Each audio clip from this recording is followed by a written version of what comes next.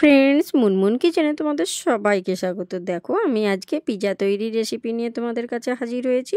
তো এই পিৎজাটা আমি সম্পূর্ণই নিজের হাতে তৈরি করেছি বাড়িতে। তো দেখো, সেই রেসিপিটাই তোমাদের সঙ্গে শেয়ার করব।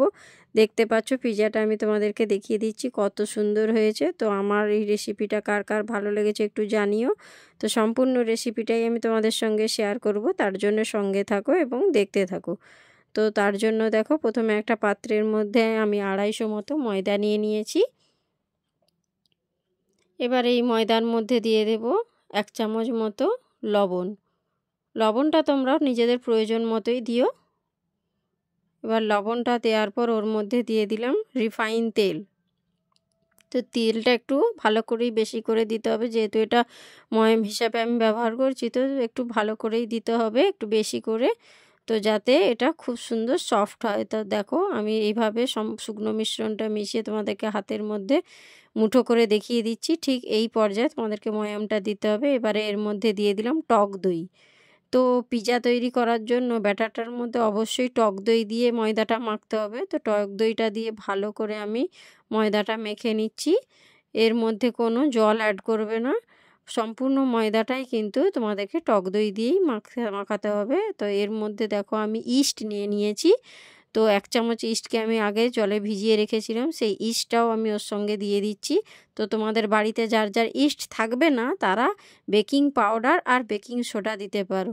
তো আমার বাড়িতে যেহেতু ইস্টটা ছিল, তো সেই ইস্টটাই দিয়েছি।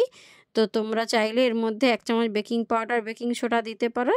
তো দেখো, ব্যাটারটা আমার একদম মাখা রেডি হয়ে গিয়েছে, ময়দাটা মাখা। এবার আমি ওটা একটা ঢাকনা দিয়ে 2 ঘন্টা মতো আমি রেস্টে রেখে দেবো। তো 2 ঘন্টা মতোই রেস্টে রাখলে দেখবে পিৎজাটা খুব সুন্দর হবে। এবারে দেখো, এবারে আমি ওর মধ্যে পিৎজাতে দেয় তোমরা জানো চিজ। তো চিজটা আমি আজকে বাড়িতেই বানাবো, তার জন্য দেখো কড়ার মধ্যে 1 চামচ ঘি দিয়ে দিয়েছি। তার মধ্যে দিয়ে দিলাম 100 গ্রাম মতো ময়দা। তো ময়দাটা দেওয়ার পর ঘিয়ের মধ্যে ভালো করে ময়দাটাকে ভেজে নিতে হবে। চিজটা তোমরা সবাই নিশ্চয়ই বাজার থেকেই কিনো, তো আমি চিজটা আমি বাড়িতেই বানাচ্ছি। তো কিভাবে বানাচ্ছি আমার সঙ্গে থাকো, দেখতে থাকো, এবং ভালো করে ময়দাটা ভেজে নিতে হবে। এভাবে ময়দাটা অনেকক্ষণ সময় নিয়ে একটু ঘিয়ের মধ্যে ভেজে নিতে হবে। তো দেখো, ভাজাটা মোটামুটি আমার কমপ্লিট হয়ে গিয়েছে। এবারে এর মধ্যে দিয়ে দেব 1 কাপ মতো দুধ। তো দেখো, 1 কাপ দুধটা দেওয়ার পর দুধটা দিয়ে অনবরত কিন্তু নাড়তে থাকতে হবে। এইভাবে ক্রমশ নাড়তে থাকতে হবে। এই সময় কিন্তু গ্যাসের ফ্লেমটা একদম লো রাখতে হবে, নাহলে কিন্তু ধরে যেতে পারে। তো দেখছো তোমরা বাড়িতে কিন্তু সবাই চিজটা এইভাবে বানিয়ে দেখো, সত্যিই খুব ভালো লাগবে। তোমরা বাজার থেকে চিজ কিনে খাও, কিন্তু আমার মতো একবার এইভাবে পিৎজা তৈরি করে দেখো, সত্যিই খুব ভালো লাগবে। আমি আরেকটু সামান্য দুধ দিলাম এই কারণে যে এটা একটু দুধের মধ্যে ফুটিয়ে নিতে হবে। তো দেখো, একটু ফুটিয়ে নিচ্ছি। এই সময় গ্যাসের ফ্লেমটা কিন্তু একদম কম থাকবে, লো ফ্লেমে ভালো করে নেড়ে চেড়ে একটু ফুটিয়ে নিচ্ছি। এবারে দেখো, মোটামুটি আমার হয়েই গিয়েছে চিজটা তৈরি।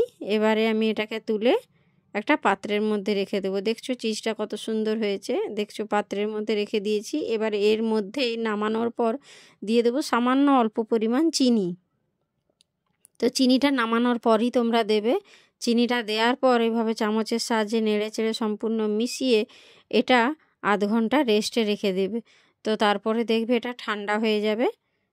তারপর এপাশে আমি কিছু টমেটো নিয়েছি। পিৎজা বানানোর যে একটা সস থাকে, সেই সসটা আমি বানানোর জন্য প্রথমে টমেটোগুলোকে দেখো এইভাবে গোটা টমেটোগুলোকে ধুয়ে একদম 4 ফালির মতো করে কেটে নিয়েছি, কিন্তু কাটবে না, এইভাবেই একটু 4টা টুকরোর মতো কেটে নেবে, যাতে ভেতরটা ভালো করে সেদ্ধ হয়।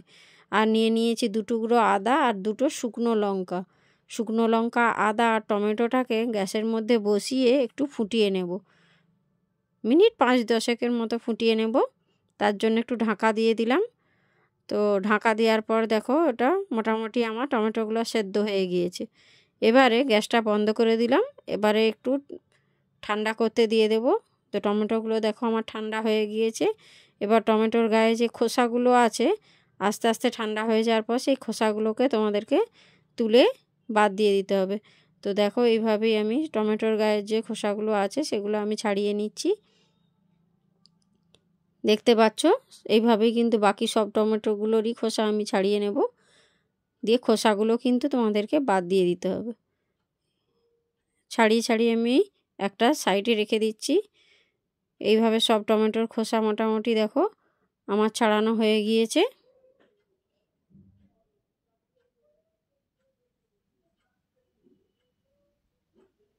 দেখতেই পাচ্ছ সব টমেটোগুলোর খোসাগুলোই কিন্তু আমি ছাড়িয়ে দিয়েছি।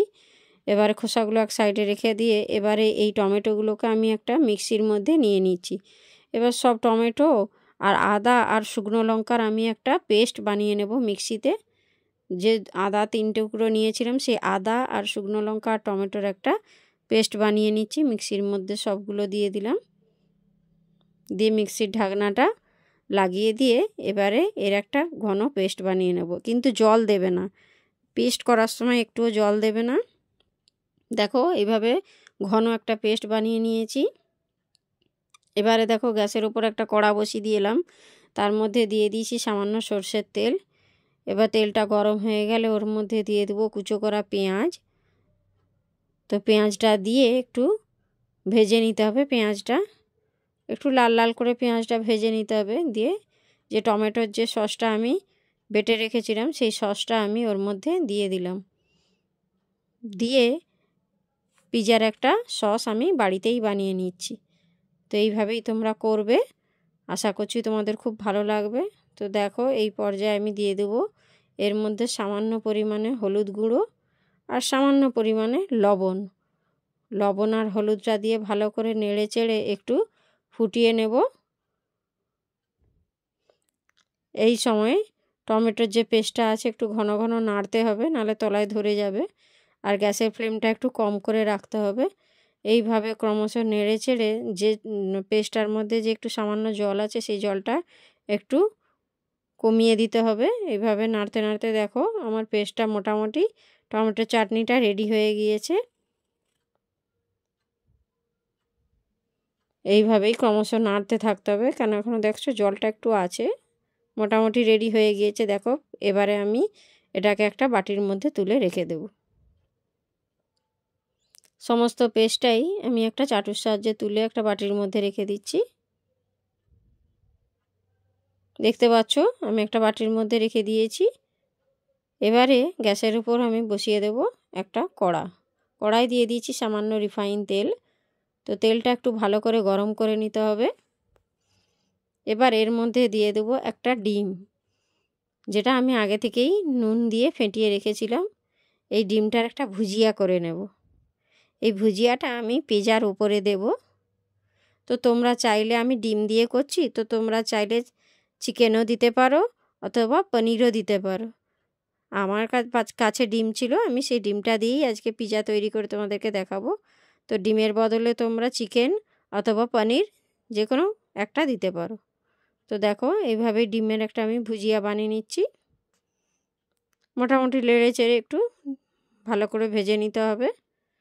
ভাজা কমপ্লিট, এটা একটা পাত্রে রেখে দিয়েছি। এবারে দেখো যে 2 ঘন্টা আমি মেখে রেখেছিলাম ময়দাটা, দেখতেই পাচ্ছ কত সুন্দর সফট হয়েছে। হাতে করে টিপে তোমাদেরকে দেখালাম। এবারে একটা থালা নিয়ে নিয়েছি, সেই থালার মধ্যে সামান্য রিফাইন তেল দিয়ে দিয়েছি। তো রিফাইন তেলটা দিয়ে ভালো করে পুরো থালাটাই বুলিয়ে নিচ্ছি।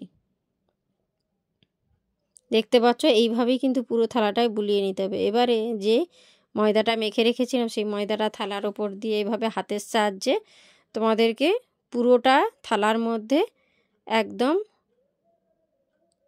পুরোটাতেই এইভাবে তোমাদেরকে বসিয়ে দিতে হবে।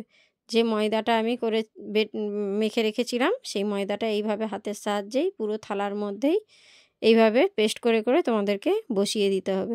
কোথাও যেন মোটা না থাকে, কোথাও যেন পাতলা না হয়, পুরোটাই সমানভাবে এইভাবে হাতের সাহায্যে বসিয়ে নিতে হবে। দেখতে পাচ্ছ আমি কত সুন্দর বসিয়ে নিয়েছি। এবার এর যে ধারগুলো আছে সেই ধারগুলোকে এইভাবে মুড়ে নিতে হবে। ধারগুলো একটু লেয়ারের মতো করে নিতে হবে, কারণ পিজার যখন আমি সসটা দেবো ওর মধ্যে, না হলে ওই সসটা বাইরে চলে যেতে পারে। এইভাবে তোমরা ধারগুলো মুড়ে নেবে। তারপর কাঁটা চামচ দিয়ে এইভাবে একটু ফুটো করে নিতে হবে। পুরোটাতেই কাঁটা চামচ দিয়ে এইভাবে ছিদ্র করে দেবে, যেভাবে আমি করছি পুরোটাতে এইভাবে কাঁটা চামচ দিয়ে করে নেবে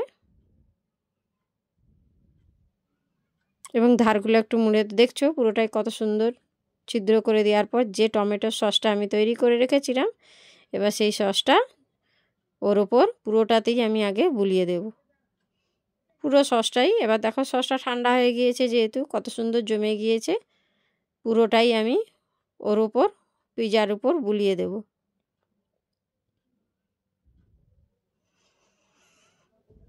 চামচের সাহায্যে এইভাবে তোমরা পুরোটাতেই বুলিয়ে দেবে।